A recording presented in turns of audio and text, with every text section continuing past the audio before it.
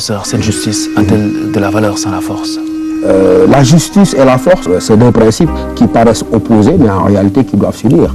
Si je devais résumer de façon lapidaire, j'aurais dit il est souhaitable que ce qui est juste soit fort et ce qui est fort soit juste. Parce que qu'est-ce qu'une justice sans force? Elle est impuissante, mon cher Khalifa.